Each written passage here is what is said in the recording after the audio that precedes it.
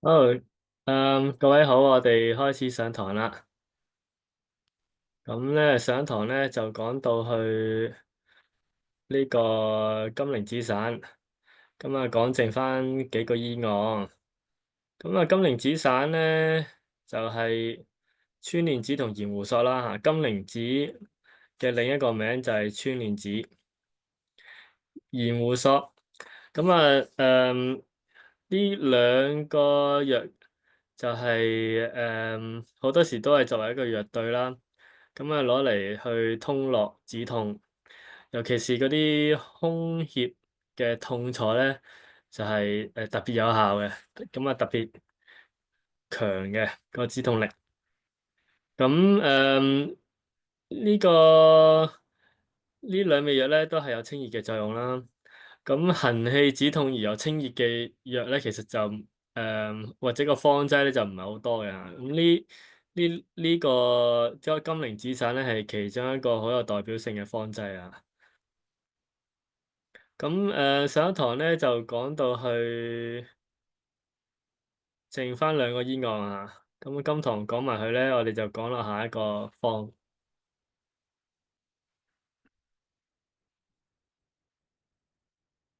首先咧就係呢個醫案，就係張某某27歲啦。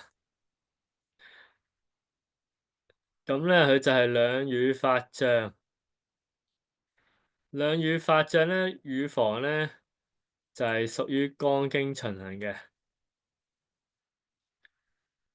咁屬於肝同胃經啦，應該咁講啦嚇。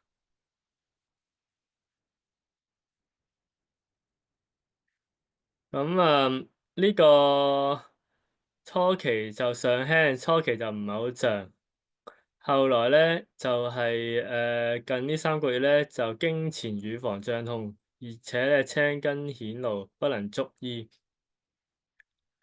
呢個係因為佢嗰個絡脈唔通啊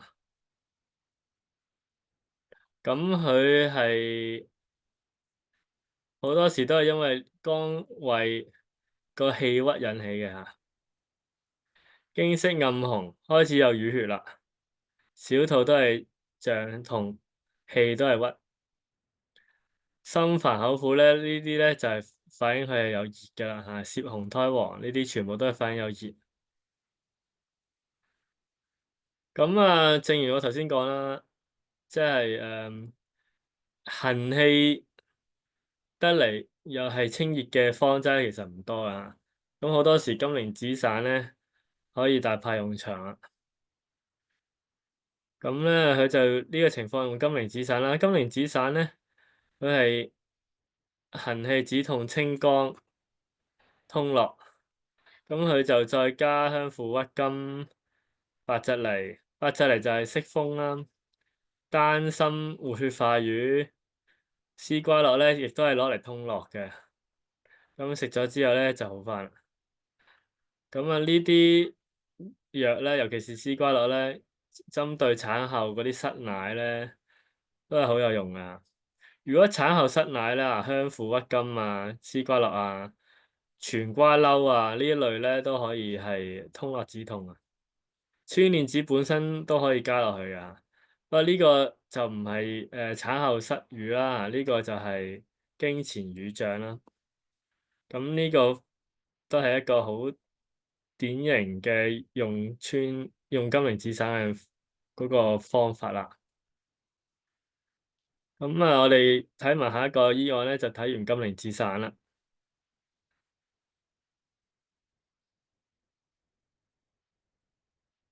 呢個醫案咧就係男士34歲農民，就左腰痛3年，麻木而且有重着感。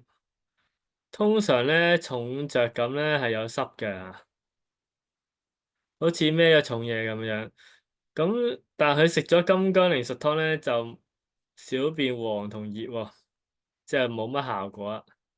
金薑靈術湯咧就即係腎臟湯啦，就係《金匱要略》裏邊咧攞嚟醫腎臟病嘅一條方。腎臟病就係話腰中重如帶5千錢啊。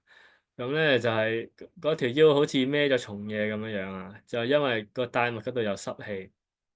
咁即係話好多時腰個重着感咧係因為有濕氣啊，但係呢個情況咧可能就有啲唔同，因為佢係食完金龜苓食湯去熱氣啦啊，小便有啲黃同埋有啲熱，咁佢又再食獨活寄生湯啦，腰熱脹痛。獨活寄生湯就係驅風養血嘅方劑啦嚇，咁就食咗咧腰熱腰脹啦，腰熱腰脹咧就代表佢嗰啲經絡咧係唔通，而且可能有熱啦嚇。咁啊食咗啲補腎嘅藥落去咧，腰痛啊加劇，咁證明呢個係實證嚟嘅，就唔係虛證。咁可以睇詳細啲咧，佢就話左側腰脹痛，腰連及腰脊前引左脅。麻木不舒，咁呢啲聽落去咧，都係肝經循行嗰啲位啊，因為喺肝經喺人嘅側邊去行噶嘛，有時喺前面，有時喺後邊行，咁所以呢個又喺後邊又有，喺前面又有嚇，咁佢就係嗰個肝嘅經絡唔通啦。咁而且咧，佢有時筋脈滯急、心煩、多怒、口苦、小便黃短，呢個都係肝火、心火比較旺盛。默然滑索，火得嚟咧，可能甚至有痰添都唔定啊！咁睇下佢點樣開藥去醫佢啦，就用金鈴子散。金鈴子散就係通絡止痛嘅方啦。咁鬱金薑蠶，薑蠶就係有一個息風嘅作用啦。咁而且薑蠶咧，呢啲係可以當係一個入去神經嘅一啲藥啊。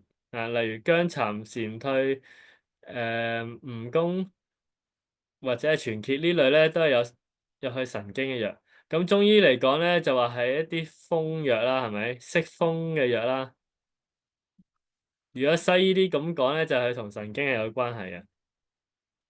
咁呢個就係鈎藤啦，鈎藤就係驅風得嚟咧，解痙啦。薏仁咧就去濕解痙啦。落石藤咧就通經止痛啦、清熱啦。丹參養血嘅啦，因為係肝咧就係藏血，如果藏血藏得好咧，個肝風又會好啲啦，咁所以咧血啦，咁食咗咧腰痛好返。咁所以咧呢個方劑咧就係可以攞嚟醫好多各種痛症嘅，尤其是同肝經、肝絡有關係嘅痛症咧。通常喺個胸啊、脅肋啊，或者呢個地方啊，佢係又喺前面引去脅肋，後邊引去腰啊，都係同肝嘅經絡有關係啦。同埋如果係一啲肝火一啲屬於熱症嘅，咁呢個方劑咧就係相當之適合去用噶啦。好啦，咁我哋就睇完咗呢個金鈴子散啦。咁金鈴子散講完咧，我哋跟住落嚟就講另一個方劑啦。另一個方劑咧就係半夏厚朴湯，咁大家一定聽過噶啦。呢個咧係金匱要略嘅方劑嚟嘅。咁佢係喺《婦人病篇》裏邊咧，佢就話咧婦人咧就咽中如有脊負啊，就好似有嚿肉黐咗喺個喉嚨咁樣樣。咁如果喺臨床咧有嚿嘢黐喺個喉嚨咁咧，咁咧我哋就叫梅核氣啦。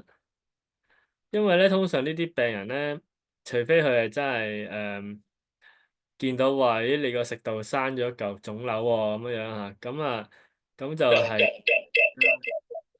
如果一般嚟講都係氣嘅嚇，就係咩都睇唔到，就係冇一啲實體嘅嘢嚇，係得道氣嘅啫。呢個情況咧，中醫就講佢氣鬱。咁喉嚨咧係好多經絡咧連繫去嘅一個地方嚟嘅。如果你經氣鬱滯啦，咁佢好多時都係會有一啲道氣吞唔到落去啊，棘住啊，或者好似有嚿嘢黐住喉嚨嘅感覺。咁如果喺西醫嘅角度啦，仲可以係嗰個頸椎錯位咧，臨床係好常見嘅嚇。咁喺呢個就係題外話啦。頸椎錯位通常係頸椎係高段嘅頸椎，例如係 C2啊、C3啊、C1啊呢啲，C1、2啦，尤其是係，如果佢走咗位咧，棘好多時成日都有嘢棘住喺喉嚨啊，或者個頭有啲嘢追住啊，好似有啲嘢揞住，但係又噏唔出有咩唔舒服啊嚇。咁呢個係好常見嘅情況嚟嘅。咁如果你排除咗佢頸椎錯位，咁佢好可能就係氣鬱啦。咁如果氣鬱咧，喺中醫嚟講咧，都有好幾樣原因嘅嚇。咁我哋最常講嘅氣鬱咧，就係肝氣鬱滯啦、肝氣鬱結啦。另外肺氣啦嚇，肺氣咧通常咧就係可能真係有痰啦，或者係有感冒都會嘅喎嚇。例如有感冒有風寒咧，或者風熱都好啦嚇。咁佢都係令個肺氣鬱閉咧，都係有道氣棘住黐住唔上唔落嘅。咁當然啦，有痰呢個都係一個因素啦。痰之外咧，有一啲水飲阻住咗，都係會有氣鬱嘅嚇。咁如果氣鬱耐咗咧，仲會化為有淤血添嘅嚇。咁不過咧，呢條方劑咧就針對痰、水飲同個氣鬱多少少，就唔係針對個淤血。如果針對淤血咧，我哋就要加啲活血化瘀嘅藥落去啦。咁半夏厚朴湯，尤其是我哋見到有半夏做主藥，咁我哋就知道啦。呢個咧就係醫痰或者水飲嘅一條方劑嚟嘅。最主要嘅原因咧就係話你個人有痰有濕氣困住咗，然之後咧你個肺氣鬱閉咗，或者你個肝氣鬱閉咗，咁咧呢啲因素加起嚟咧，好多時咧就會有影響個喉嚨有道氣棘住唔上唔落啦嚇。咁咧所以咧我哋就話半夏厚朴湯呢個梅核氣咧就係痰氣交咗呢個情況啦嚇。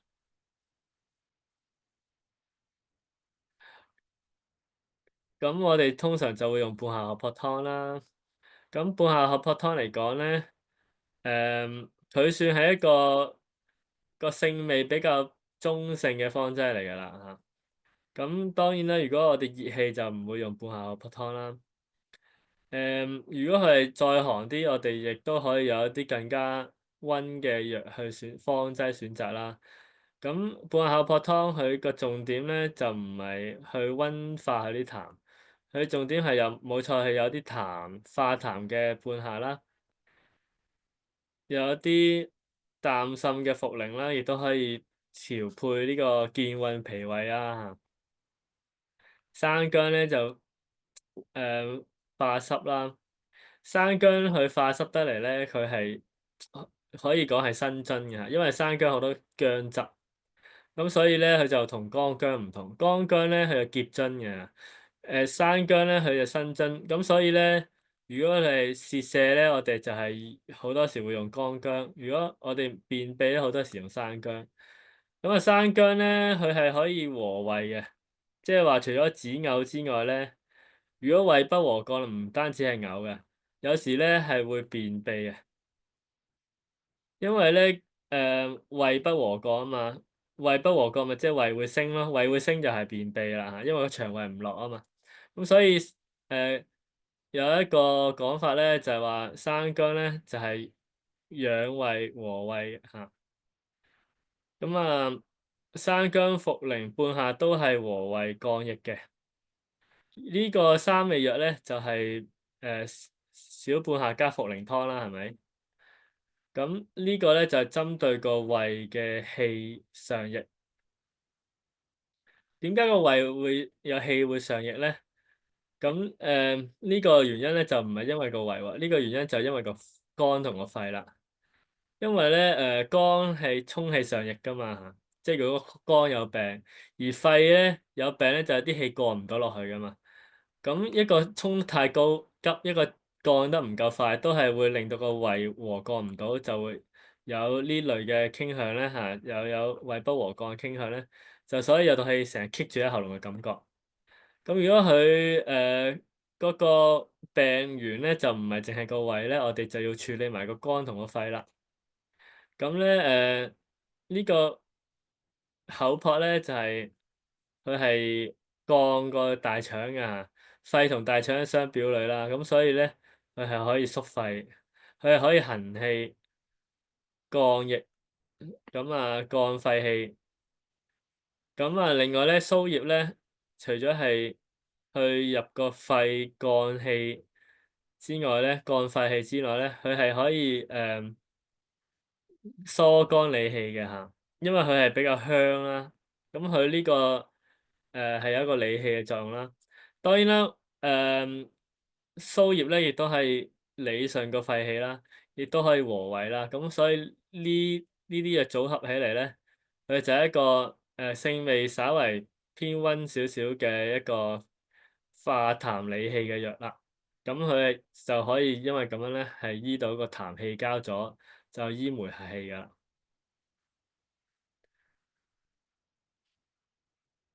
咁臨床上面我哋用起上嚟咧，誒、我哋可以多少少嘢㗎嚇，就係我哋第一咧，我哋除咗判斷佢有痰氣交咗之外咧，我哋仲要判斷下佢係咪淨係有氣鬱咧，定係佢係會夾埋有風寒咧？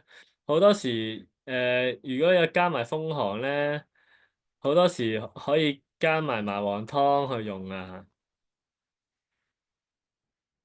咁啊係好常見嘅，即係有好啲人咧，佢係有梅核氣，但係你都知佢係偏寒濕㗎啦，但係佢食咗半夏口服湯係冇效果喎。咁你可以呢個時候咧，你留意下個病人個條脷嘅脷尖咧，咦有冇呢個位置啄啄位脷尖位特別紅？其他位可能都淡，呢個啄啄位特別紅，咁啊因為上焦有氣鬱咧，就有熱啦嚇。咁點解有熱要用麻黃湯咧？因為咧麻黃湯個熱咧就係風寒外束引起咧個血熱嘅嚇。咁所以咧麻黃湯咧喺《傷寒論》咧係有呢個碌解嘅情況出現咧，就係話有呢個風寒外束耐咗咧，個病人咧會流鼻血啦。出血啦嚇，咁啊，我哋話啊，汗血同源，所以出血就即係出汗。咁咁呢個情況其實點解會動血咧？就係因為熱啊。呢個熱咧就係因為肺氣外束。咁咧所以咧條脷尖特別紅。如果見到呢個脷尖特別紅嘅情況咧，我哋可以醫呢類嘅梅核氣咧，我哋可以用半夏荷柏湯加埋麻黃湯去用。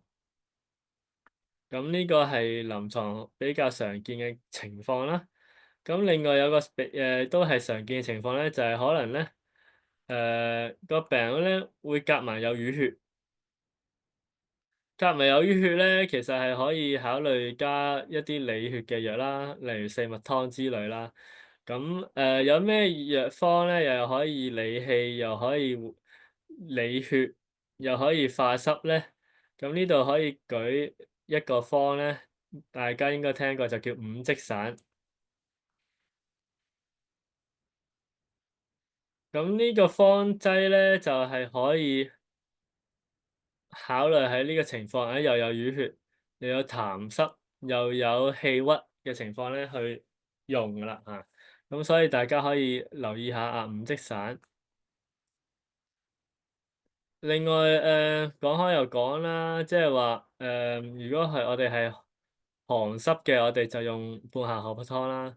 咁如果係偏向濕熱嘅，咁都係有機會咧係有梅核氣嘅喎。咁濕熱同寒濕咧，佢嗰個病嘅位置有啲唔同嘅嚇。濕熱咧，佢病嘅位置咧係屬於太陰。太陰嚟講咧，我哋一般都係話啊脾胃脾啦，係咪嚇？或者係嗰個肺嚇。但係如果係濕熱嘅話咧，嗰個病嘅位置咧係唔同嘅。濕熱嗰個病嘅位置咧係三焦。三焦嚟講咧，我哋都係講係屬於少陽嘅。咁如果依三焦嘅濕熱咧，我哋就要睇下佢係上中下啦，係咪？咁如果佢係梅核氣咧，好多時咧都係上焦噶啦，因為上焦氣鬱嗰個喉嚨有嘢棘住嘅感覺，就喺上邊噶嘛。咁呢個情況咧，我哋係可以用溫病條變啊，溫病條變。溫病條變咧有一條方咧就叫做酸貝湯。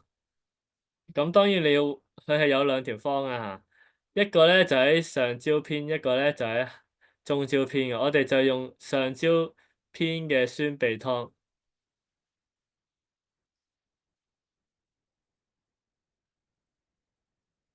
咁咧就係好常用咧，可以攞嚟醫呢個上焦嘅三焦氣鬱，因為有濕熱啊嘛，阻住上焦咗氣鬱。咁呢個情況亦都會引起嗰個梅核氣嘅。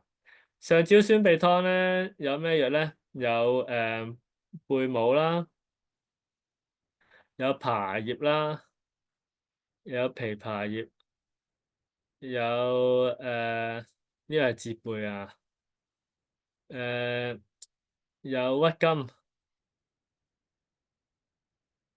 有通草，同埋有淡豆豉，有呢五味藥。咁如果你見到病人佢又唔係特別寒濕，佢甚至有啲偏濕熱添，條脷偏黃少少喎。咁佢嗰個你覺得佢有濕熱啦，脈咧有少少瘀啊細啊，咁佢又有梅核氣咧，咁你係可以考慮用呢個上焦嘅酸貝湯。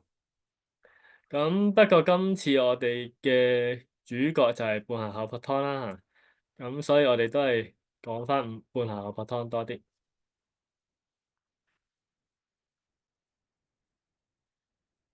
咁我哋就首先就睇一睇醫案啦。醫案咧就係呢度有個蒲富州醫案。蒲富州咧就醫一個男士65歲，佢就話咧喉嚨有嘢棘住，喉嚨有嘢棘住頭先講過啦。總之有氣鬱，佢就有嘢棘住啦。當然啦，你要排除咗佢有冇頸椎錯位啦。咁咧，另外佢就胸悶，胸悶，唞氣唔順。咁呢個都係一個比較明顯嘅氣鬱嘅症候啦。佢就話咧，63年有發作過，咁咧就近日嚟咧成日有棘住道氣，又胸口唔順，咁咧就排除咗腫瘤啦，冇嘢塞住，冇食道癌。六脈沉或沉咧就係氣鬱啊，通常氣鬱嘅脈咧就沉啊息啊，息嘅意思即係佢個波幅跳幅咧好細嘅啫。咁唔係講佢脈管嘅粗幼細喎，係個跳幅好少好細，嗰個跳幅唔高，咁咧就係息嚇。通常氣鬱就沉息，或咧就係有痰。咁啊，可唔可以一個脈象又息又或同時出現咧？聽落去係唔得，但係實際上係可以嘅嚇。如果一個脈係又息又或係點樣樣嘅咧？就係話你輕中沉按咁樣啦，咁可能你沉取去到某一個位置咧，你就摸到佢滑脈。但係咧，你稍為抬高少少或者稍為撳低少少咧，你都會覺得，咦，好似冇咗咯手脈嚇。咁呢個都係屬於一種息脈啊嚇。咁呢個息脈咧就係可以加埋滑脈喺一齊，咁所以係可以又滑又息嘅嚇。係冇矛盾嘅。不過當然啦，呢個脈象喺呢度醫案嚟講，佢就冇話係息脈啦嚇，佢就最主要話佢沉同埋滑啦。咁啊脈咧就黃脷，黃脷咧佢好可能有痰得嚟咧，係發熱嘅嚇，就要睇佢有幾黃啦。咁佢就話有痰濕阻滯啦，胸中氣機唔舒暢啦，咁所以咧佢就開咗半夏厚朴湯啦。半夏厚朴湯咧，原方咧係用蘇葉嘅，咁因為佢係胸口唔舒暢，佢就改咗用蘇緊。咁佢就再加咗，佢就去咗生薑啦，因為佢就因為黃脷胎啊嘛，佢就唔用生薑啦，佢就加咗陳皮啦。陳皮咧就可以寬胸理氣嘅，亦都可以降逆和胃啦。大腹皮咧就可以去濕得嚟咧降腸胃。八芥子化痰通絡，來復子化痰通絡。八芥來復同埋，如果佢係用紫蘇子咧，就三子養親湯啦。三子養親湯就可以化痰得嚟咧，又可以消食積，又可以理氣，又可以咧去嗰啲硬膜啊，即係嗰啲例如係有啲痰核啊嗰啲咧，咁係可以用三子養親湯去醫啦。當然就佢就冇用到蘇子啦。咁佢就用咗，再加咗蟹白。蟹白咧一陣間會講啦，例如瓜撈蟹白半夏湯，咁咧就係醫呢個心胸嘅翳悶嘅一個好主要嘅方劑嚟嘅。咁蟹白咧係一個好似蒜頭咁嘅嘢嚟嘅植物啦。咁佢係一個好香嘅藥啊。咁所以佢係可以香得嚟咧消氣啊，將嗰啲痰氣消咗去，尤其是佢走胸口嘅。降香都係一個香嘅藥啦，理氣，同埋佢係可以理氣止痛，同埋降逆。咁路路通咧就係去到去行氣嘅啦，通草咧就係利小便嚟到去行氣。點解利小便可以行氣咧？因為利小便咧就會暢通三焦。暢通個三焦，三焦嘅濕去咗咧，啲熱咧就留唔住啊！濕去則熱枯啊，呢個咧就係葉天士嘅講法。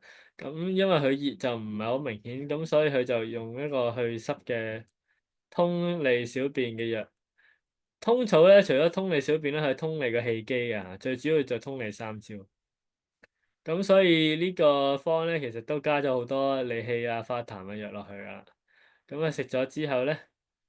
咁11月8號啦嚇，食咗兩個禮拜度咧，咦，喉嚨塞就減輕咗好多啦。咁朝早有啲灰色痰、失眠，咁食下又應該好咗啦。呢度冇嗰個醫案下邊就冇輯落嚟啦。呢個醫案就應該有效噶啦。咁所以咧，臨床上面咧，我哋一般用呢個半夏厚朴湯咧。我哋好少就咁一條方用嘅，我哋好多時都會加一啲嘢落去，咁係比較常見，因為咁樣樣嗰個治療上面咧會更加全面咯。咁嗰個效果會更加好啦。我哋跟住睇另一個醫案咯。呢個醫案咧就話女士27歲，咁因為咧家事不慮，多愁善鬱，咁呢個就好明顯係氣鬱啦。氣鬱咧，佢就咧覺得胸悶悶，甚至去到氣急痰多、嘆息不止啦。咁呢個咧就已經係一個好典型嘅痰氣交咗啦。咁爭在佢啲痰氣係阻喺邊個位啦？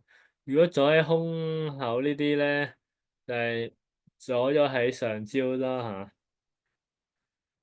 嚇。咁佢就呢個病人係點咧？仲有話又傾起，話有人無端端俾人碾死咗咁佢就個患者咧就話聽到都覺得哎呀好可憐啊佢，跟住可能嚇親啦跟住當晚咧就好似鬼上身咁嘅樣咧，就開始咧就好好似 short 咗咁咧，就話自稱係死婦啊，就扮佢講嘢，憶述其被害嘅過程，跟住咧就被死狀而面青目突，伸頸吐舌，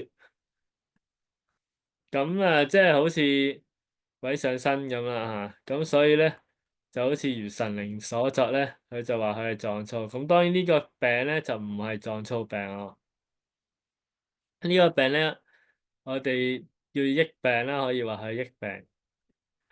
咁點解呢個病唔係撞燥咧？首先拆開嚟講啦，撞燥咧誒撞燥佢係數欠身喜悲傷欲哭啊，喜悲傷欲哭數欠身。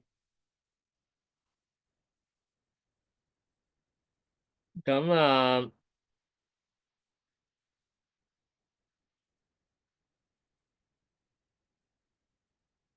呢個病咧就係講緊咧嗰個心火好旺啊！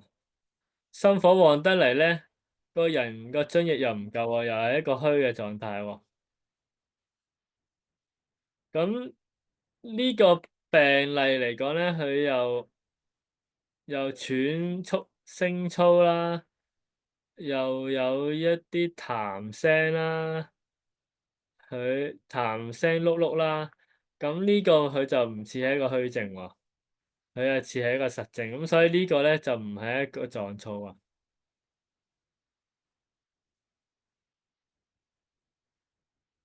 咁咧，誒。佢就胸悶喉緊，就想探吐啦，就嘔呢啲痰出嚟。咁但係咧就胸悶氣急咧，痰多咧就好返，但係咧入夜咧就都係好似鬼上身咁樣樣。咁啊，由於佢唔係一個虛症啦，咁所以咧食咗呢個今日大棗湯咧就冇效。因為今日大棗湯咧，其實咧就補津液噶嘛，尤其是大棗呢啲藥。如果你咁多痰，仲要甘膩啦，係咪就會影響佢個病情添？所以食咗會加重啊。咁呢個咧就話佢面滑多垢，面滑多垢咧其實就有熱啊個表現啦。然之後物咧就沉滑胎咧白而逐利。呢個除咗有熱咧，有可能咧係有食積嘅喎。咁由於佢係嗰個胎白而逐利咧，因為佢熱咧就唔重嘅，佢食積係重係明顯嘅。咁所以咧，佢就開咗咩方咧？佢就用半夏荷柏湯，因為半夏荷柏湯可以醫痰氣膠阻啦，而且阻咗喺上邊胸口嗰啲位置啦，個人就好似 short 咗咁樣啦。咁佢就加鬱金，鬱金咧就可以理氣啦，同埋佢可以活血化瘀，同埋加軟子菖蒲咧就係可以去即係可以開竅啦，化痰開竅。咁啊，因為佢呢個係一個神志唔清嘅情況咧，我哋可以話佢閉竅啦。琥珀咧就可以定驚，同埋佢可以咧係活血化瘀。最主要我諗佢攞嚟定驚啦。咁食咗之後咧，咦啲痰多又好返好多啦。食六君子湯咧，健脾咧就鞏固，然之後好未發生過啦。咁即係話呢個病例咧，其實由一開始起咧就已經係因為痰太多，痰多有痰氣鬱咗，鬱喺個胸口嗰啲位咧，影響嗰個竅閉咗啦嚇。咁我哋通常就話呢個係嗰個三焦，唔係呢個係一個心包嘅病啦。咁佢係心氣虛有痰啦，咁所以咧就半夏荷湯化痰開鬱。咁啊呢啲咧都係開鬱通竅嘅藥，咁啊食咗就好返。通常咧呢啲咁嘅精神病咧，好多時都會因為有痰引起嘅嚇。咁呢個大家可能聽過啦。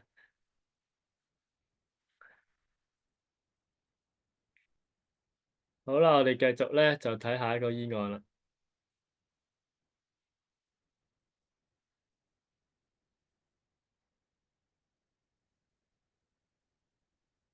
就呢個醫案咧，就莊亦洲醫師醫案，就話呢個女士31歲，頭痛嘔3日，就話顱內佔位性病變喎。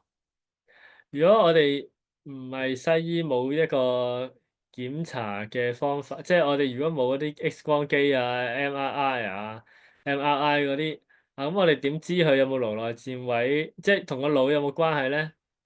咁我哋就要睇下佢呢個嘔吐咧，有冇一個我哋叫做噴射式嘅嘔吐啦嚇，噴射式、噴射式噴射式嘅嘔吐。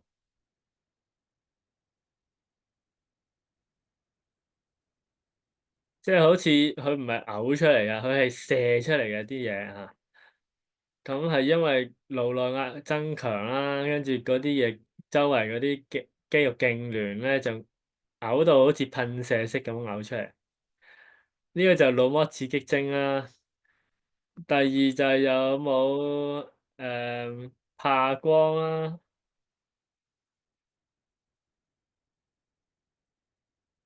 誒睇下第三睇下有冇國公反張啦。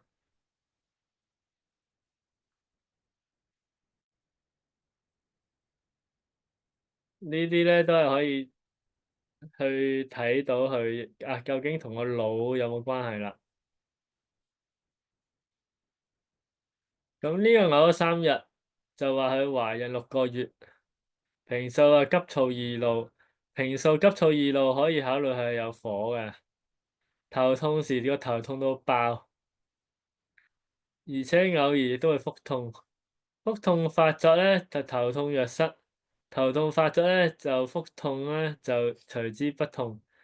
咁呢個咧就係佢個氣機咧，有時就係上，有時就係落咁樣引起嘅。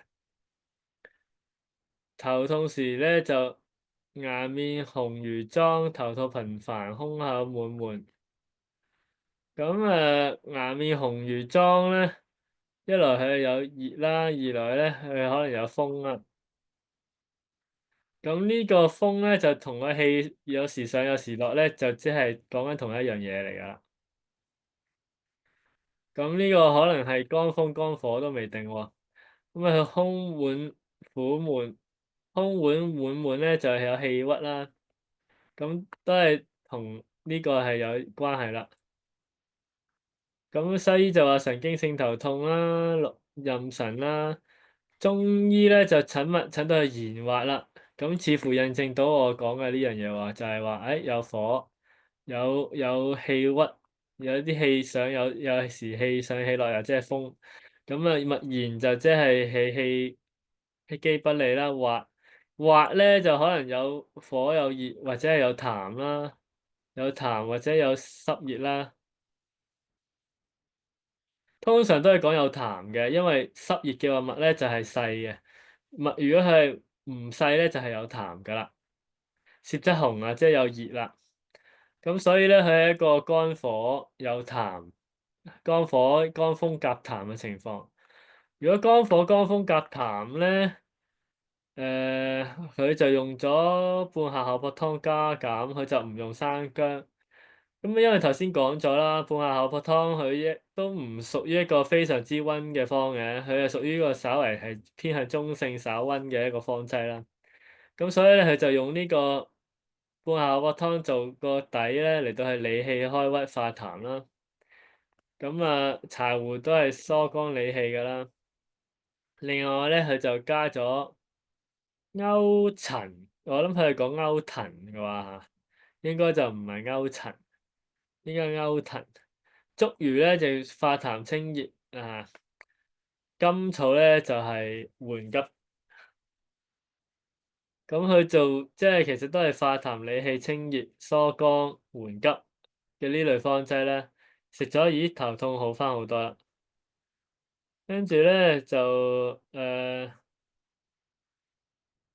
佢就話咧同仁堂又話有個鋪頭咧，同仁乳及陳宇同仁乳及，即係話有另一啲中醫師唔係同仁堂啊，另一啲中醫師就話柴胡有外胎之嫌，就勸你慎用。柴胡其實應該就冇外胎之嫌嘅，柴胡就冇呢樣嘢嘅。不過當然，如果你虛症，你就唔好走去用柴胡啦，因為行氣理氣就耗氣㗎嘛。如果你虛用柴胡，或者你津虧用柴胡都唔係好適合用。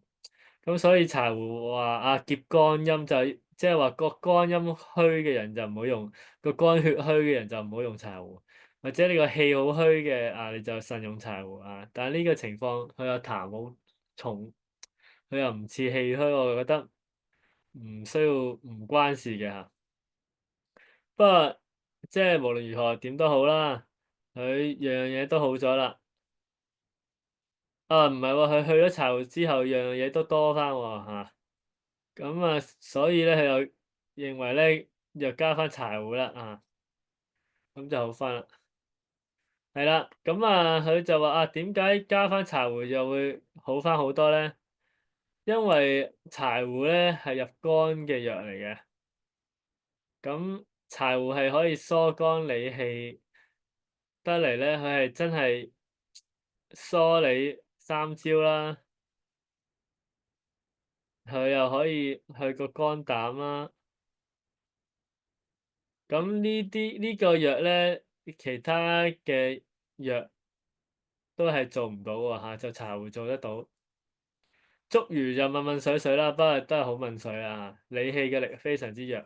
咁柴胡咧係可以針對肝膽同三焦，咁所以柴胡係喺呢個情況有效果。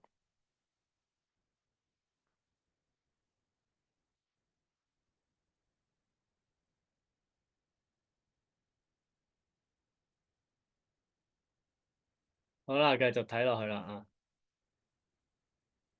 關某女47歲，就話咧佢就疑雲嘔吐、耳鳴脹。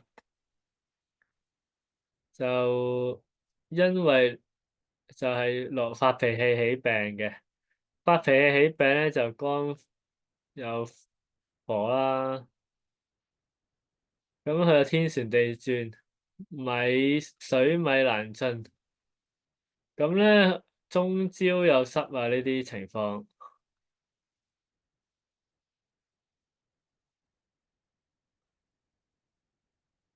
跟住咧佢就話又勞氣又就入院啦，但係診治唔效，咁揾咗呢位任亞軒醫師睇病。佢就話佢咧閉目臥床不敢翻身，天旋地轉，兩耳溫鳴不清，跟住胸滿胃悶，惡心嘔吐。呢個就即係耳水唔平衡啦，最典型㗎啦。通常呢啲病人咧嘔完啲痰濕氣嘔咗出嚟咧，佢個元運咧係會緩解嘅，但係有一部分病人咧嘔完都仲係一樣咁暈。咁可能因為佢啲痰濕太多都會嘅，係咁呢頭咬嗰頭有痰濕耳水唔平衡，咁就暈啦。咁呢個亦都印證我講啦，中焦有濕濁，呢邊有肝火升逆，佢就脈滑脈弦啦，舌咧就淡苔白，舌淡苔白咧就係個痰濕係偏向寒濕多少少啦。小便少，因為啲水濕去停滯咗，氣化不利啦。大便兩日未行，咁呢個都係脾胃嘅升降有問題啦。血壓就好高，咁呢啲元暈嚟噶嘛，暈緊個血壓梗係高噶啦千祈唔好真係無端端食血壓藥啦，要醫好佢頭暈先。咁咧佢就認為有痰氣阻住咗啦，就用半夏普湯加味。呢個病咧喺呢個咁嘅情況咧，最好嘅方劑咧就係澤瀉湯。澤瀉湯咧就係有澤瀉同白術呢兩味藥嘅，就係金匱要略嘅方劑嚟嘅。咁啊就話個人好似如坐舟中，就好似坐船咁咧，就用澤瀉湯就係最對症嘅。咁佢呢個方裏就用咗半夏、厚朴、蘇葉、生薑，佢就冇用澤瀉，但佢就有用到白術。白術就健脾啦，健脾陳皮咧就和胃啦，健脾和胃就升降個脾胃啦。咁啊，扣人咧就化濕，木香理氣啦。牡蠣可能佢認為就係頭暈，佢就落啲嘢重鎮啦。咁啊食咗就好返啦。咁啊，個人認為啦，澤瀉湯咧就係針對呢個情況最好噶啦，佢可以半夏厚朴湯加澤瀉湯落去。另外咧有個半夏白術天麻湯，如果針對氣虛、脾虛又有痰又有頭暈咧，我可以用半夏白術天麻湯，都係非常之好嘅。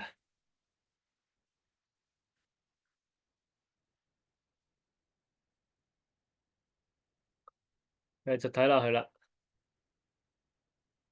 女士29歲，胸脅滿悶啊，又係成日都見到呢個胸脅滿悶嘅情況，就係有氣鬱啊。胃脘腹氣急作痛，如果作痛咧，就可能係有氣鬱得嚟咧，有熱嘅啦。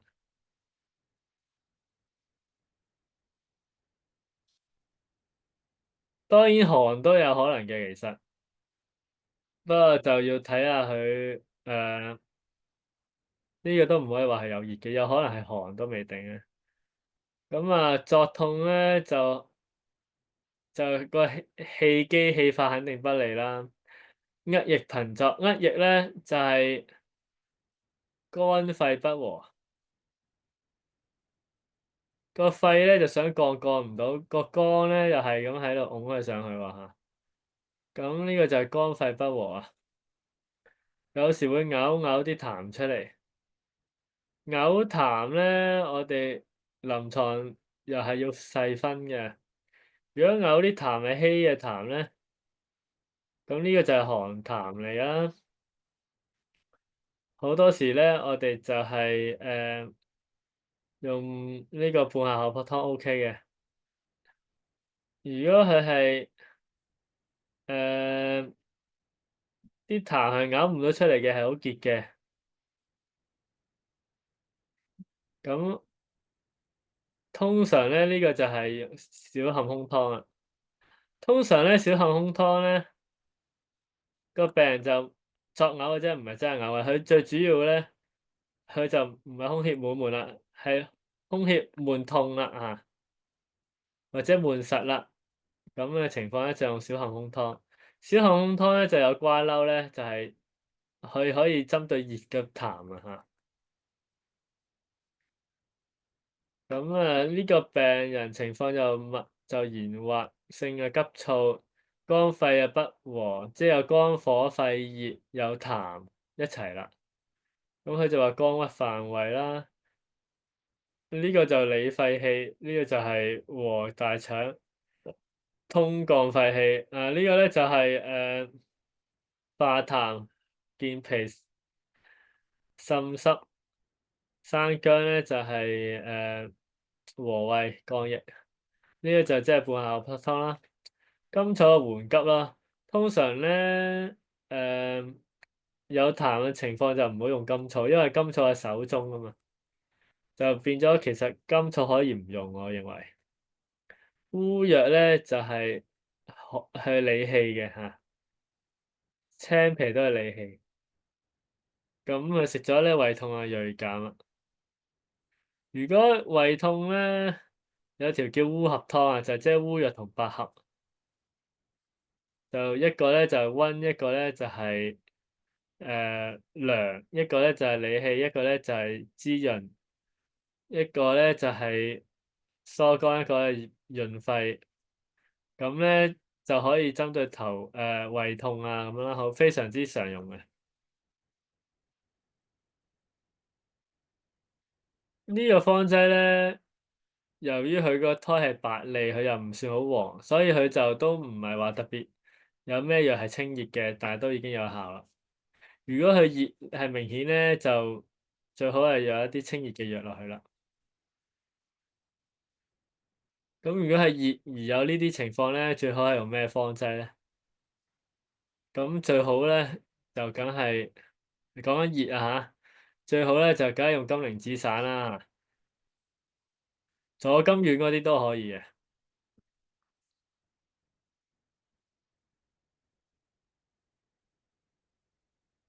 好啦，繼續睇落去呢個醫案，睇埋呢個醫案咧，我哋就休息10分鐘啦。幫我睇咗呢個醫案先，就陶醫師醫案，男士54歲，商人，孫某某，訴訟失利，恨不已啊，心情唔靚啦，鬱啦啊，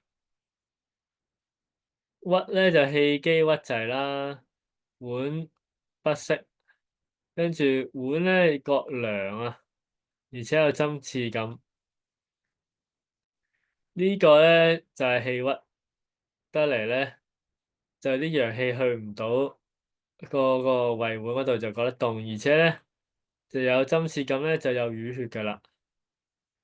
呢個針刺感淤血咧，就最適合用咩咧？就最適合用失笑散，就係針對呢個症候㗎啦，失笑散。咁啊，佢仲嘔血添，話喺打輸場官司，仲要加埋嘔血，仲嘔埋啲食物殘渣。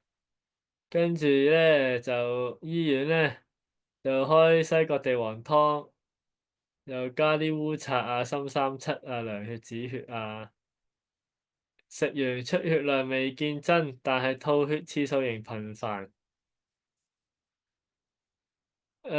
我個人認為咧唔係好適合用呢個西葛地黃湯啊。點解咧？因為佢啲血係暗嘅，如果西葛地黃湯咧佢係血熱㗎嘛，佢吐出嚟啲血咧係鮮色嘅。咁所以呢個應該唔係好適合用。當然啦，我哋用西葛地黃湯嘅話，一定要睇個病人條脷夠唔夠紅啦，夠紅嘅，甚至乾嘅啊，咁我哋可以用西葛地黃湯。不過呢啲情況，如果係屬於熱症嘅話咧，西葛地黃湯都係其次。首先要用邊一條方係最好咧？我哋首先咧就用瀉心湯，就係最針對情況啦，係講緊有熱嘅情況底下喎嚇。咁啊，繼續睇啦。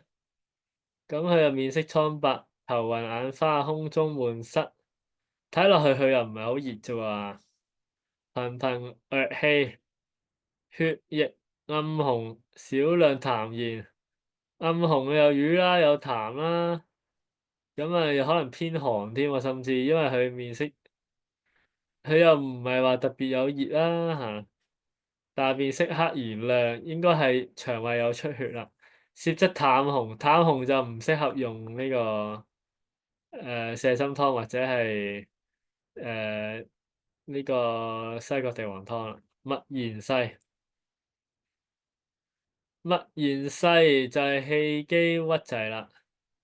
咁佢就認為咧，肝氣上逆，就黑泛個胃絡，逼血妄行，引起胃塞和降啊。咁呢個分析咧非常之正確。佢就用咗咩咧？用旋腹代謝湯加半夏侯湯治之。旋腹代謝湯咧，佢就再加紅參咧，因為佢出好多血啦。有炮薑啦，炮薑就係溫得嚟咧就止血嘅嚇，溫陽泄血。咁啊，旋腹代謝就係平肝降逆嘅。另外佢就再加咗香附啦，香附理氣啦，又再加咗陳皮和胃啦。跟住呢炸藥咧就係、半夏口服湯啦，其實就即係佢就再加埋大棗，大棗本身旋風代謝湯都有大棗嘅呢條方。咁大棗喺呢個情況用咧就可以護住個胃黏膜咁啦，你可以當係生津咁樣啦。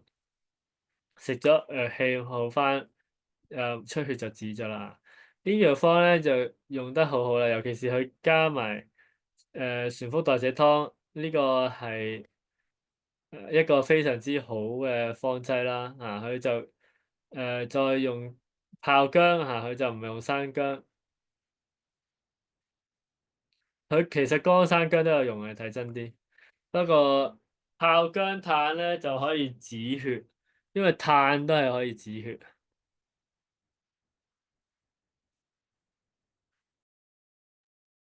好，各位，我哋又翻嚟上堂啦。咁咧，上堂之前咧，又講一講我嘅 Patreon 啦。大家有興趣咧，歡迎咧就去打呢個網址，咁可以睇到我 Patreon 啦。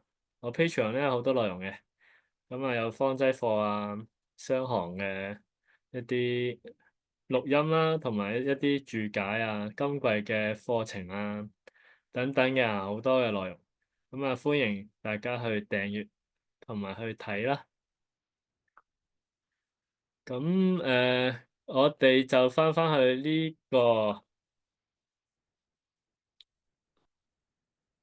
我一陣啊，呢個半夏口卜湯醫案啦。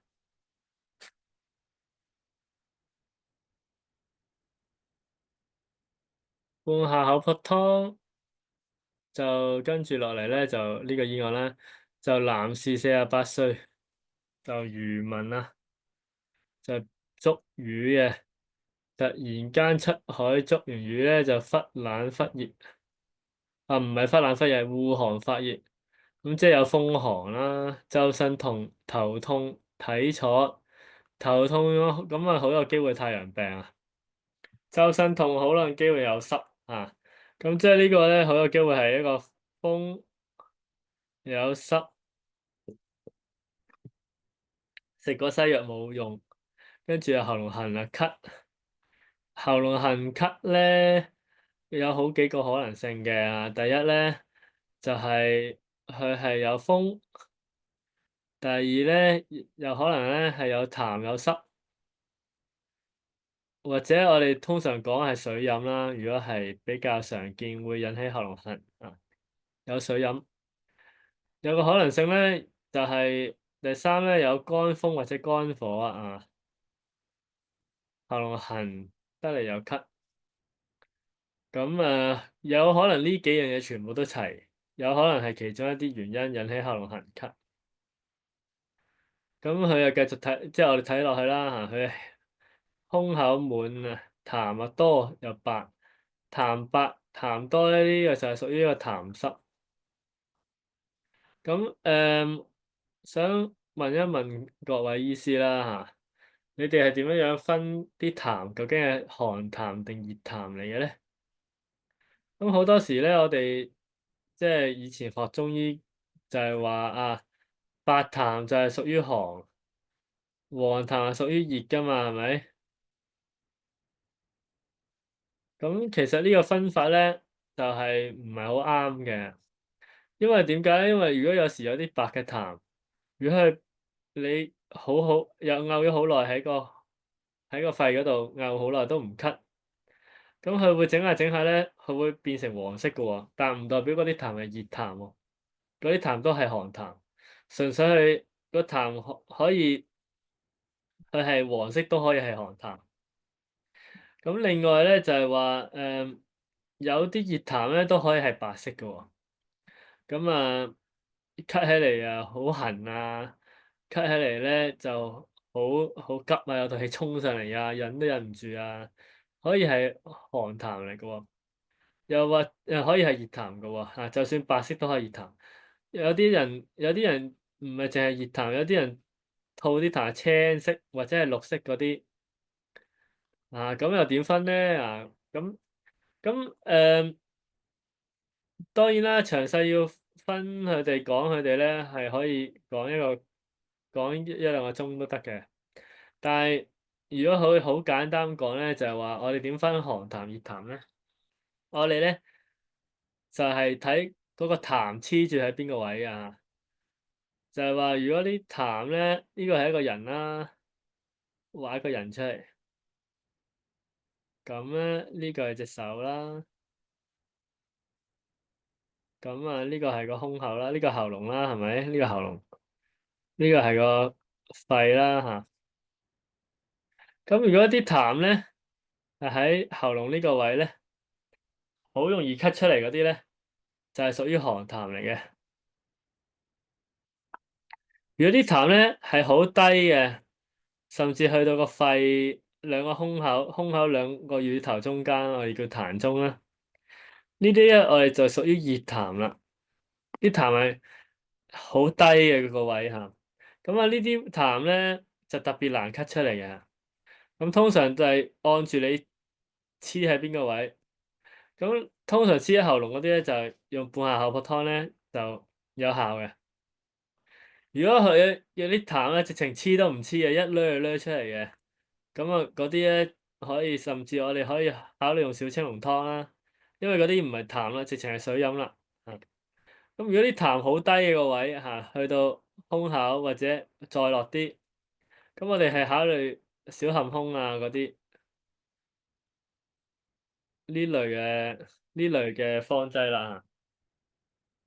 咁當然啦，如果詳細大家有興趣，可以訂閱我個 Patreon 啦。Patreon 有一篇文章係專講啲痰啊、咳啊點樣去醫啊，咁啊有咩方法啊，咁啊都有講嘅。咁呢個醫案繼續講啦，佢就痰多啊，白，脈浮緊。咁我哋知道浮緊係屬於風寒啦，有痰啦，即係風寒隔痰啊。咁啊，佢就用咗半夏厚朴湯，再加骨紅，啲痰少咗，頭痛就好返啦。咁點解佢呢個藥呢個方係可以令到佢嘅風寒都好返咧？因為咧，一來咧蘇葉咧理氣得嚟有啲解表嘅作用啊，二來咧就有啲人咧個病個表有排好耐都解唔到，係因為有痰。或者甚至有淤血，如果啲痰啊、淤血啊清咗咧，個感冒自然都醫好嘅嚇。咁呢個有痰而引起感冒咧，其實係好常見嘅。不過臨床嚟講咧，通常常見痰熱引起感冒啦。咁啊，治療上面嘅清痰熱就已經清感冒，咁啊都好常見嘅。如果半夏厚朴湯通常嚟講就係、如果脈浮緊，我會結合埋麻黃湯去用啦，睇情況啦。你呢個情況周身痛嘅麻黃加術湯咁樣可以去考慮使用。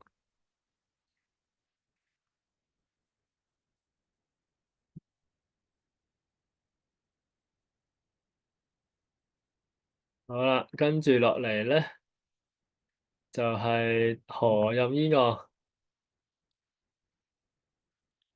何任係名老中醫嚟嘅，佢係搞金匱嘅，金匱要略嘅專家。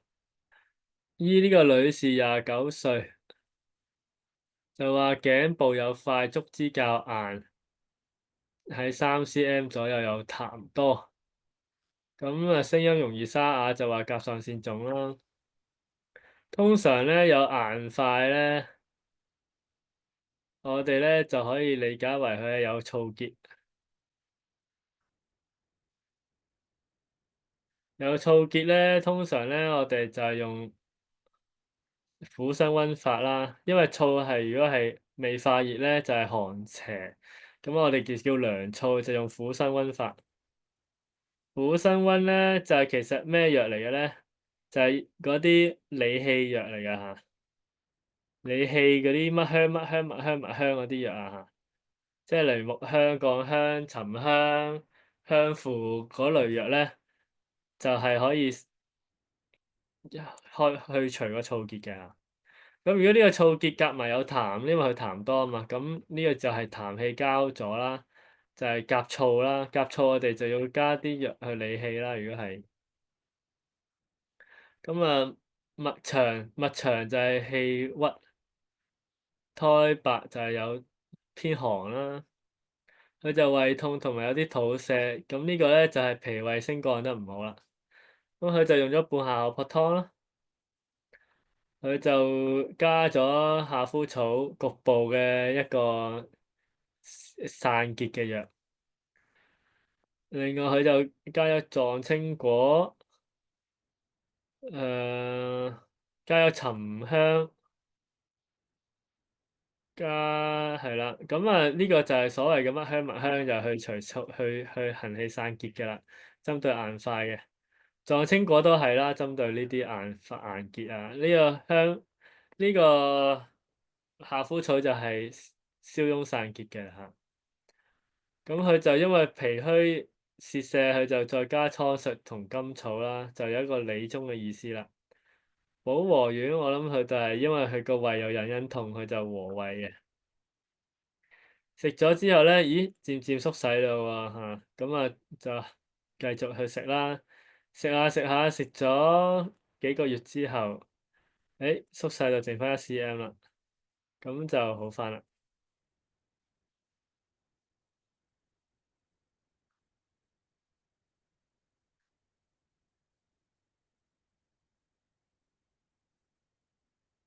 好，繼續睇落去啦。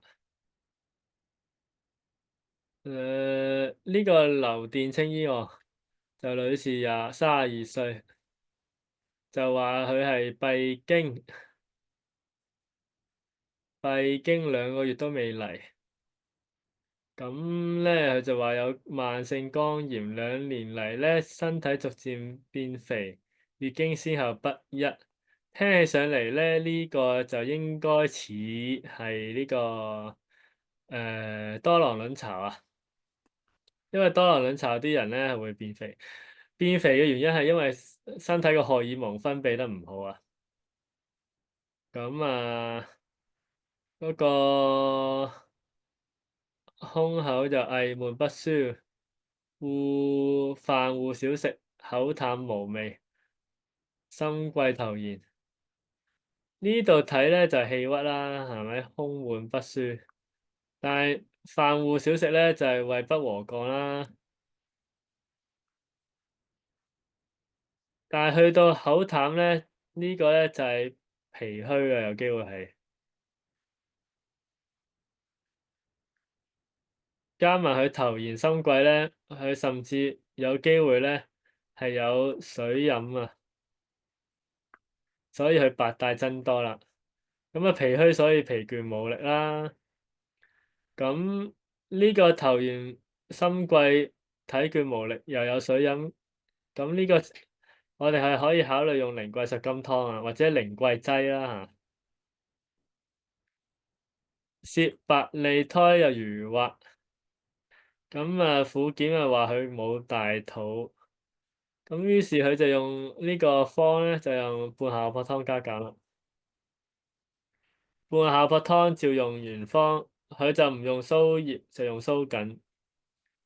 咁佢就再加咗一紮芳香理氣嘅藥啦，例如係香附、蒼術加埋就係蒼附杜痰湯啦，陳皮呢啲都係啦，蒼附杜痰湯。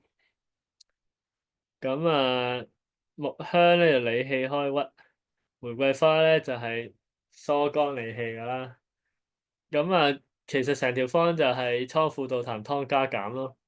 當然佢有半夏厚朴湯做底啦，再加啲理氣藥啦，食咗食慾增加啦，個氣開始好得好嗰個順啦條氣，再加益母草、月桂花，咁可以有啲活血嘅作用咧，咁又可以嚟經啦。咁呢個就係好典型嘅痰濕重引起嘅經閉啦。咁經閉咧，好多人都淨係會用活血化瘀藥通經，其實咧經閉好多時咧水飲或者係痰咧係好容易引起嗰個經閉嘅。好多時咧，我哋醫經費咧，首先第一咧就考慮佢有冇感冒。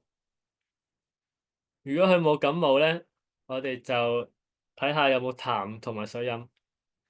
有感冒就清感冒，清感冒之後咧已經係正常翻嘅嚇。如果有啲冇感冒嘅啊，我哋化痰、化濕、去水飲，再加啲活血化瘀藥，例如四物湯加埋一齊，咦咁啊啲月經係好快就嚟嘅。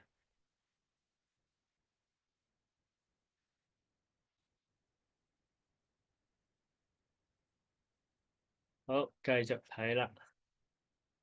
呢個咧就係姚某某女士，26歲，就係產後未孕6年，係咪同人嗌交嗌到暈低咗？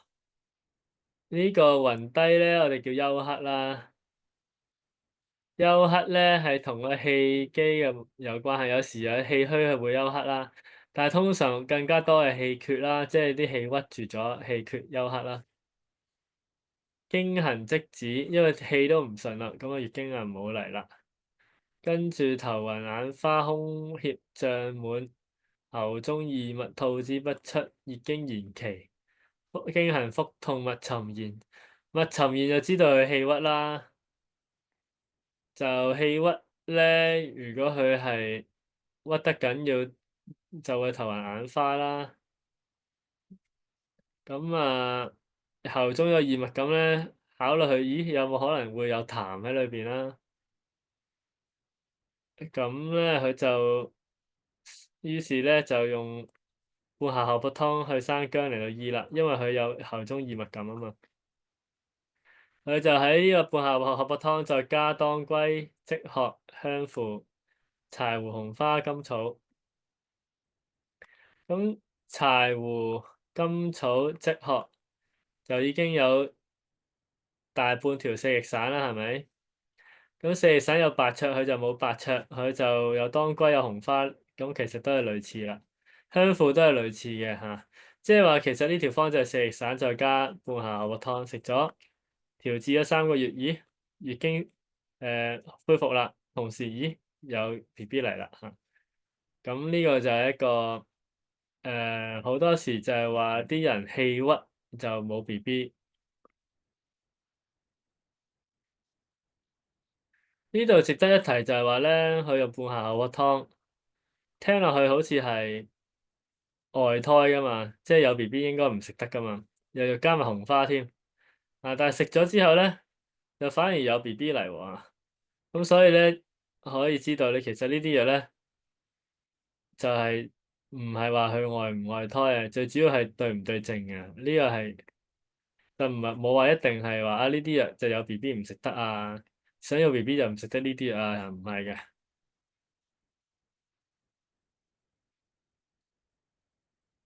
好啦，咁就講完咗成個半夏荷葉湯啦。講完半夏荷葉湯咧，咁我哋就按住呢個課程表啦，我哋就講呢個瓜蒌蟹白桂呢系列方劑啦嚇。嗱，呢個即食蟹白桂枝湯、瓜蒌蟹白白酒湯、瓜蒌蟹白半夏湯都係喺《金匱要略》嘅呢個胸痹病篇嚇。胸痹病篇咧裏邊嘅方劑嚟嘅，咁呢度有幾條方劑啦，其實都係類似嘅，都有瓜撈有蟹白，然之後有時加即食，有時加桂枝，有時就加下其他唔同嘅嘢咁樣樣啊。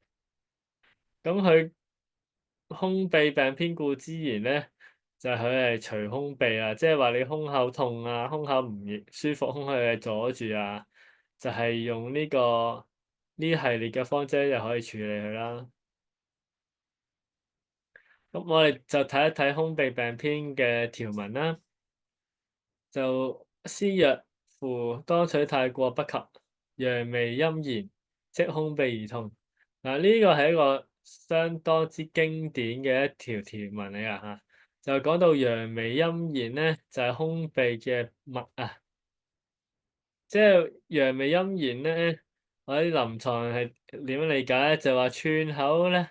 就係微，串口微細，串口呢個跳幅又即係唔係好大，嗰個麥又偏向浮同埋冇乜力，跟住關尺咧就摸到嚴謹嘅物象。咁點解呢個就係胸秘嘅物咧？就因為咧關尺咧有啲嚴謹嘅嘢咧，就係有啲氣屈住咗，就氣發不利就嚴啊嘛。如果嚴滑咧，就更加之係有痰啦。咁關尺有嘢阻住咗、屈住咗，啲氣上唔到去個頭，所以串口就微啦嚇。咁所以上唔到胸口，串口又微啦。咁所以呢個就胸秘會痛啦。咁所以咧，喺呢啲情況咧，我哋就可以用一啲化痰嘅藥咧嚟到去開咗關尺嘅阻住胸口嘅因素啦，即係痰濕啦，令到啲氣咧就自自然上翻去個胸口嗰度啦。咁佢就話咧，金之陽虛在上焦，所以胸秘者，其物陰然故也。呢個陽虛咧在上焦咧，其實嘅意思就係話啲氣上唔到去咁解啊。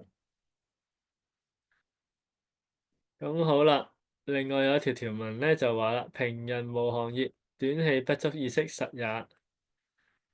誒、佢就話呢個病人咧冇發冷發熱，冇怕熱怕凍，佢就唔夠氣咧。咁呢個係一個實證。如果用再用依家嘅説話嚟講咧，其實呢個就係一個心臟嘅病啊，即係話佢無緣無故行斜路都唞氣唔順，行斜路都唔夠氣啊！呢個人就係心臟病啊嚇。咁啊，胸秘之病，喘息咳唾，胸背痛，短氣。有時胸痛會及背嘅，有時係會引起背痛嘅。咁呢個係因為神經放射性痛啦，短氣一個好典型嘅症候啦。短氣即係唔夠氣，好多時啲人話唔夠氣咧，我哋就補氣，其實錯嘅，唔一定要補氣嘅。如果尤其是脈象係有實證嘅話咧，嚟呢個寸沉遲關少緊索有一個實嘅脈象咧，我哋甚至要去化痰添。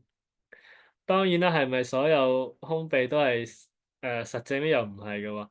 例如金匱要略曾經有講過咧，胸秘咧可以係用理中湯嘅。咦，變咗條，變咗理中湯可以醫胸秘。大家有興趣咧，係可以睇翻《金匱要略》嘅胸秘病篇啦嚇。咁呢度只係輯咗呢幾條條文出嚟咯。咁呢幾條都係《金匱要略》嘅方劑嚟嘅，主藥就係都係瓜蔞實同埋誒蟹白啦，係咪？呢兩味藥一定有噶啦。爭在有冇其他嘅藥啦，例如有冇半夏，有冇白酒，有冇的實同埋厚朴。咁瓜蔞實咧，其實就即係潑漏實啦，即係瓜蔞啦嚇。白酒咧，呢味藥咧，其實有兩個講法，一個咧就話係米酒，另一個咧就話係醋。咁通常嚟講咧，大部分人都認為佢係白米酒嚟嘅。醋咧就有一啲日本嘅人咧，日本嘅醫家咧就認為佢係醋。咁但係喺金匱裏邊咧，醋咧係會叫苦酒嘅嚇，就唔係叫白酒嘅。咁我個人認為咧，白酒咧就應該係講緊米酒。咁臨床用米酒個效果亦都係相當之好嘅。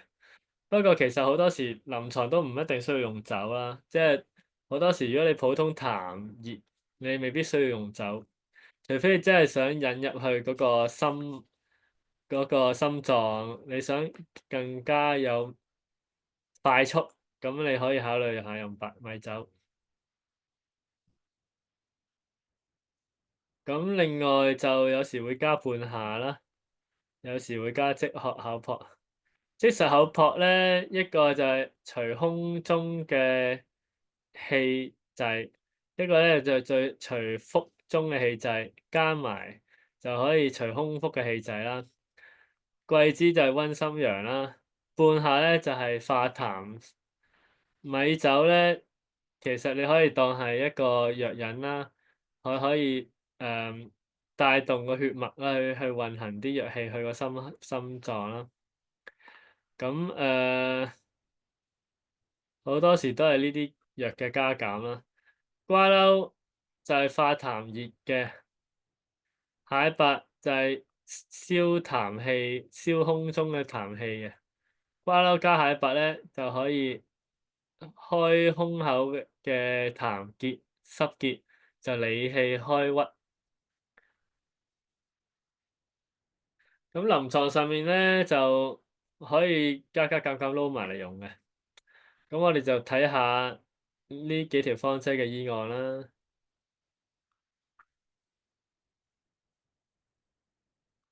曹永虎醫案，咁就話咧，勞力拘扭之人就往往胸痹，因為擔重嘢、孭重嘢嘅人咧，好多時都要彎低個身噶嘛，咁所以屈埋呢個胸痹啦嚇。咁呢個咧就話胸背痛，脈之脈沉而息，赤子關上緊，呢個咧就係陽微陰弦啦。佢就冇話佢嗰個寸口係咪微，但係關赤上緊陰弦脈。咁佢就話係胸痹。胸痹咧，佢就話點解佢會胸痹咧？因為咧佢係車衫嘅。咁佢就話咧，因為咧誒車衫嗰啲人咧，成日都屈住個身噶嘛，屈住個身咧就會胸口悶啊，久久作痛啊。咁所以咧，佢就開咗呢個瓜嬲蟹白酒湯俾佢，佢就用高粱酒啊，食咗2劑就痛止啦。脈沉言左脈言急，就即係第二日啦。咦，有人好返，有另一個人嚟睇啦。咁又係車衫嘅喎，於是又係開呢條方又好返啦。呢度可以順帶一提咧，就係話好多時咧，胸痹嘅脈咧，胸背痛咧，大家係可以睇下佢嗰個胸椎有冇錯位嘅嚇。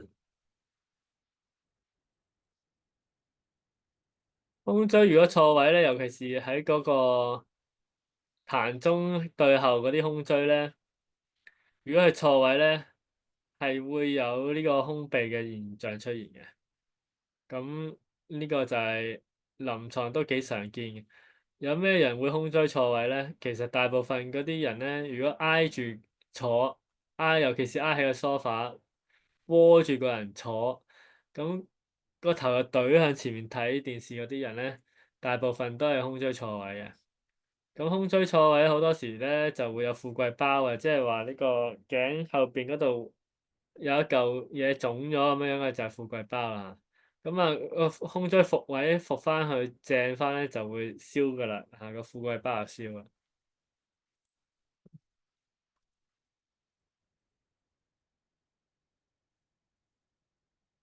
好啦，咁我哋繼續睇下另一啲醫案啦。趙石武，趙石武又係名老中醫啦。咁又醫57歲幹部。心絞痛5、6年，心絞痛啊，冠心病啊，中醫係可以醫到心臟病啊，可以醫到唔使做手術嘅。咁當然要辨證啦，唔係話全部病都係用呢個瓜蘆蟹白半夏湯可以醫啦。咁好多唔同方法可以醫。如果大家有興趣咧，睇下李時茂呢個作者，咁佢有一本書咧就專講醫冠心病嘅，大家可以睇佢呢本書，相當之好啊。咁佢就係教大家點樣用中醫醫心臟病。咁呢個病人咧就係心臟病啦、胸悶短氣啦、空中脾塞啦。咁啊，默然細舌質苔白質淡，邊有此行？咁呢個咧，其實就陽虛啦，或者係氣虛啦。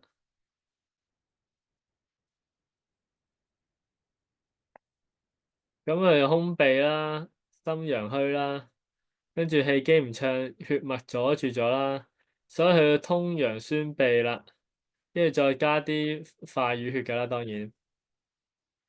咁佢就開咗咩方咧？佢就開咗瓜啦蟹白半夏湯、瓜啦即食蟹白桂枝湯，仲跟住又開咗骨皮即薑湯，嗱都係今季嘅方劑嚟嘅。咁即係將所有寬胸理氣化痰嘅藥加落去啦。咁但係佢就再加咗香附，再加咗黨參同埋加北芪車。黨參同北芪咧就開好重落去嘅。咁呢個就攞嚟益氣嘅，即係佢益氣化痰、開胸散結，咁嚟到去醫呢個病啦。佢都未落一啲通血管嘅藥喎。其實呢個蟹白多多少少都係有啲通血管㗎啦。咁啊，食咗之後咧，佢嘅心電圖就靚仔翻好多啦，胸壓又減輕啦。其實係可以食到個心臟完全好翻晒㗎，係。不過當然啦，食到心臟都要好翻晒咧，都要配合飲食嘅。塞住心臟嘅一啲嘢咧，通常都係一啲壞血脂嚟嘅。壞血脂咧，咁好多時啲人就驚啊壞血脂，血脂高啦，又壞血脂啦，就唔食肥膩嘢啦，就例如嗰啲咩雞皮、豬皮啊就唔食啦，肥膩嘢唔食啦。咁其實係錯嘅嚇，因為咧嗰啲壞血脂咧，其實佢係唔係食肥嘢食翻嚟嘅，最主要咧係食甜嘢食翻嚟嘅，糖分食翻嚟嘅。人嘅糖咧食咗落去咧。如果食太多嘅糖啦，或者有啲糖係好難吸收，俾人利用嗰啲咧，咁嗰個胰島素分泌出嚟啦，跟住個肝接收到胰島素嘅分泌咧，就會將糖咧就轉去脂肪嘅。咁如果呢啲太多啦，太多都處理唔晒啦。咁咧，又或者你平時食嗰啲油咧又唔夠靚嘅咁佢就會呢啲血脂咧就會游離喺啲血管啊，就儲唔晒噶嘛。如果儲喺個肝咧，就變脂肪肝啦。如果太多啦，游離喺啲血管啦。如果你嗰啲油食落去嗰啲油唔靚嘅，如果你係食開嗰啲油係咩芥花籽油啊、菜籽油、米糠油啊，嗰啲種子油咧，就係一啲唔靚嘅油嚟嘅。咁咧佢就食咗就血管會發炎，血管發炎你血脂又高咧，就會塞血管嘅。咁所以咧，我哋食油係好緊要㗎。我哋最緊要食咩油咧？我哋可以食豬油啦，我哋可以食呢個特級初榨嘅橄欖油啦。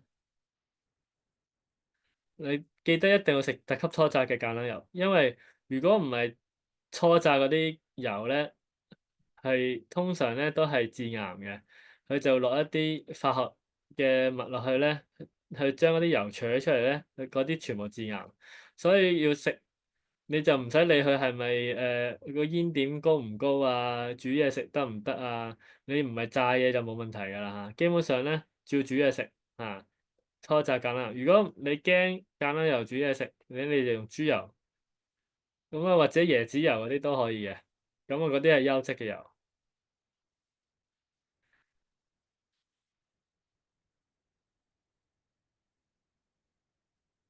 好，我哋繼續睇落去啦。跟住呢個醫案啦，就係鄭某某男士35歲，咁咧就話背部排卵一個月啦。背部怕冷咧，就係佢個上焦個陽氣唔夠啊。咁咧佢就因為一開始搭船搭到凍親，跟住咧周身怕冷減輕，但係背部都仲係怕冷，而且四肢酸痛，胸部翳悶。咁四肢酸痛咧就係同個脾胃有關係嘅。中途啦，好多時咧有濕氣咧就四肢酸痛嘅嚇。胸翳悶咧，我哋就可以知道咧，佢嗰個胸口嘅陽氣係唔夠啦，胸口陽氣唔夠，所以佢背脊都係怕凍咧，就印證到呢一點啦嚇。咁佢就話佢咧背冷持續不減，而且夜間胸翳，下午低燒，午後發熱咧，其實印證咗我所講啦，呢個中焦係有濕嘅。咁佢就話佢四肢疼痛，不敢出門見風，密沉或有力。咁即係呢個係一個有風寒濕，同時咧佢中焦脾胃咧係有痰濕，因為佢密沉或有力，沉或就係有痰又有濕啦，因為佢胎又黃脷啦嚇，咁所以咧呢樣係結合幾樣嘢啦嚇，有外感濕邪，又入邊有痰濕。咁佢就用咗瓜啦下白半夏湯，又用咗小陷空湯。小陷空湯即係連下褸啦，跟住又加咗甘草、紅花、木香、鬱金。木香鬱金咧有個名嘅，就叫顛倒木金散，就專處理個胸口嘅胸痹嘅胸痛啊、胸痹啊，就係用顛倒木金散啊，寫個名出嚟啦。顛倒木金散呢個係一條方嚟啊。紅花就誒瓜啦，紅花甘草係一條方嚟嘅，咁佢係赤水圓珠一條方嚟嘅，個名我已經唔記得咗。有人攞去嚟醫生蛇。講開生蛇咧，生蛇咧其實就係一種濕毒嚟㗎，只要你將濕嘅因素去咗咧，啲蛇就生唔起㗎啦。咁呢個濕嘅因素係咩咧？可以係太陽寒水，可以係痰，可以係水飲，可以係濕熱。總之呢啲濕嘅因素去咗咧，啲蛇就生唔到㗎啦。咁啊食咗咧就好返啦。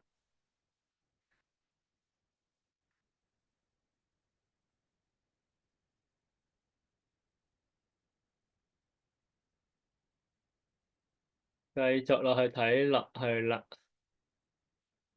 跟住呢個咧就係瀚海榮醫喎，話好少人姓呢個姓喎。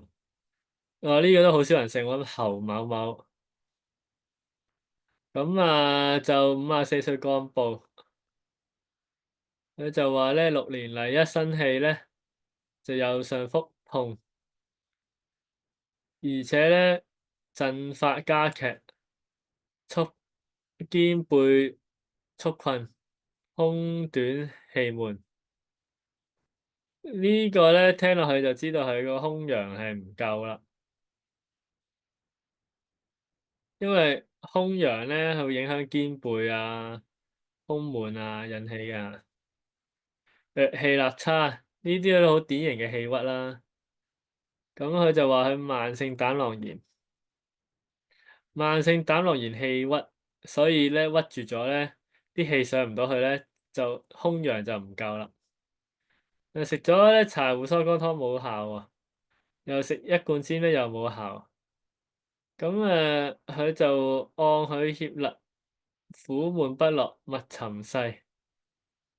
咁佢就話咧，攝出淡係陽虛氣機，阻滯脾濕溫熹。誒，纖質淡係偏寒啦，只可以咁講，佢就唔係熱氣啦。密沉勢就氣鬱啦。咁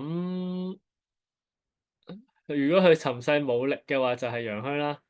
沉勢如果佢有力咧，就唔一定陽虛嘅。胎白又知道偏寒啦。空陽唔夠啦，空陽唔夠，舌苔又白，密又沉勢，陽虛咯。呢個情況我哋可以用桂枝湯啦。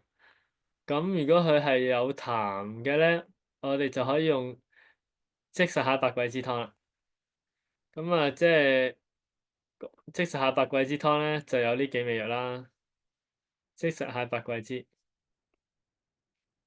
呢四味藥，咁啊醫呢個胸痹得嚟又陽虛嘅嚇，就加桂枝。咁呢個就係今季嘅用法啦。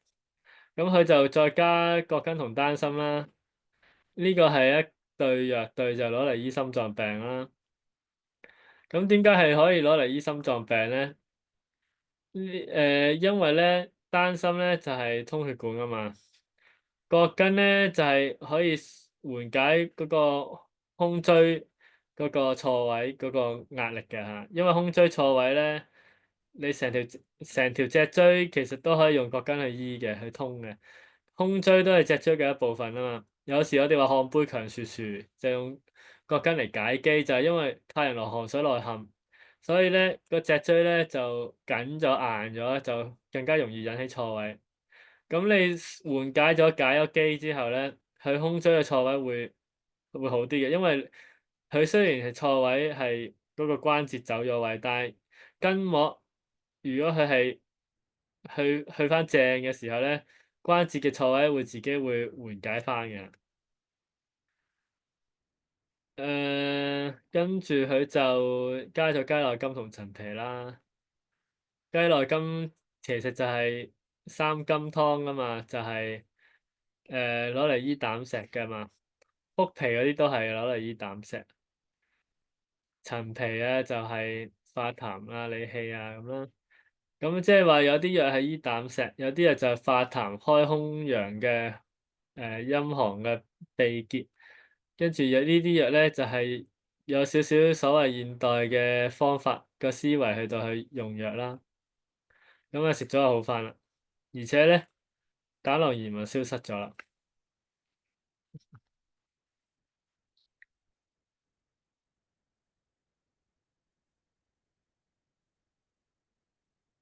睇一睇先，仲有好幾個醫案嘅，講多一至兩個醫案啦，咁我哋就落堂啦。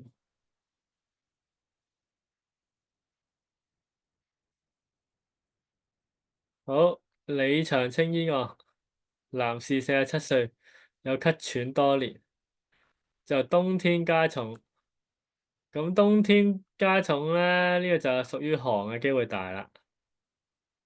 多年啊嘛，多年嘅喘咧一定係有瘀嘅嚇。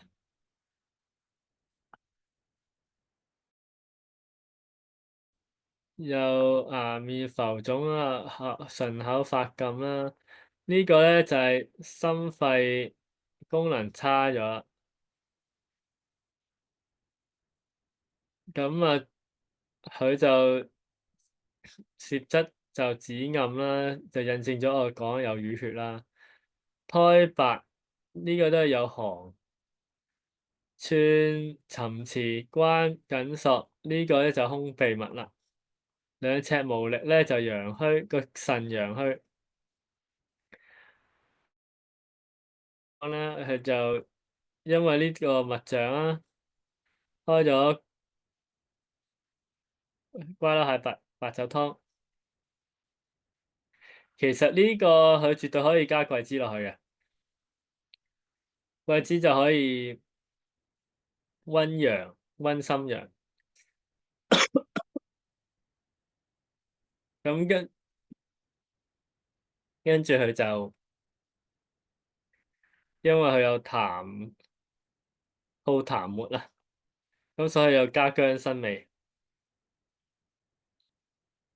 細辛佢就落咗5克。其實細身咧，雖然就話細身不過錢，但係其實咧細身咧喺古代嘅用法咧係將生命等量咁用嘅。咁啊，佢食咗之後，跟住再食真武湯。點解要食真武湯咧？因為佢兩尺嗰度冇力。其實真武湯咧好多時咧，我哋臨床見到兩尺冇力之外咧，更加多咧見到物係沉遲，但係有力嘅嚇。嗱，點解有力？因為冇力係陽虛。真武湯咧，佢唔係醫陽虛，佢係醫寒鬱，即係有啲寒實嘅陽鬱。咁沉遲有力，咁啊會更加常用。咁真武湯係去水氣、溫陽利水。溫陽利水咧就可以針對呢個兩尺冇力而有痰濕水飲嘅情況咧，就可以去醫佢嘅。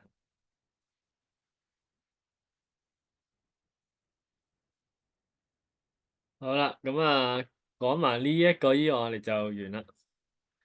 周某某58歲男士，煩躁不能入寐10日到啦，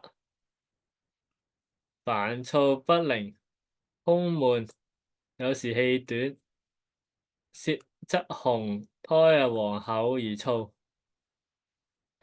如果胎黃厚而燥咧，呢個咧就係一個陽明熱嚟嘅嚇。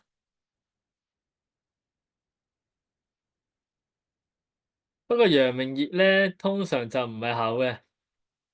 如果陽明熱得嚟而厚咧，而佢又大便秘結咧，我哋就用承氣湯啦。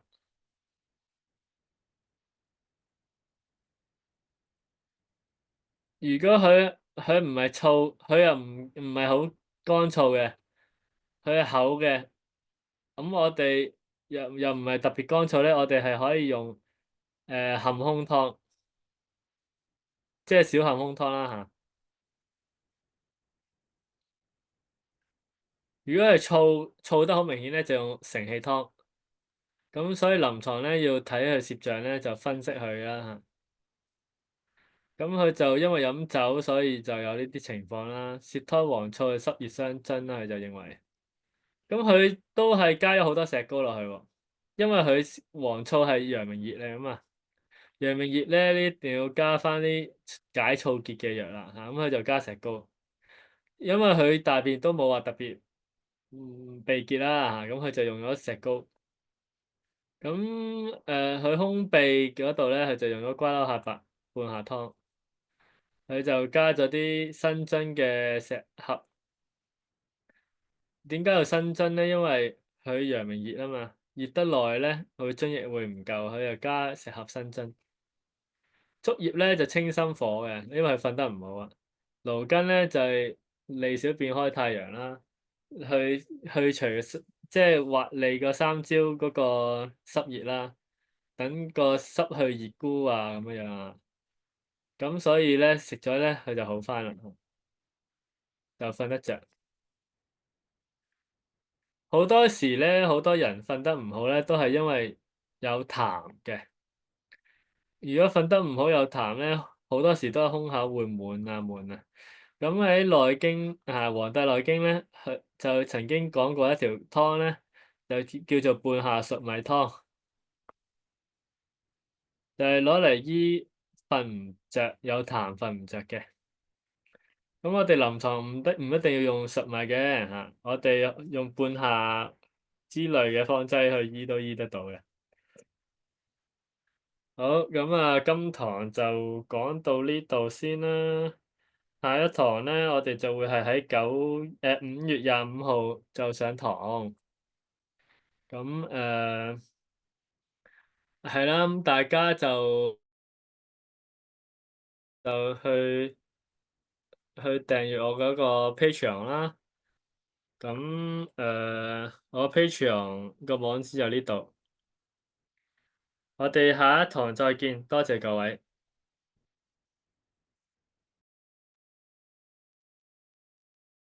課堂完結，第一題網課嘅同學離開會議嘅時候會有一份問卷。呢份問卷係需要作答，當完成問卷之後，先算係一次有效嘅點名。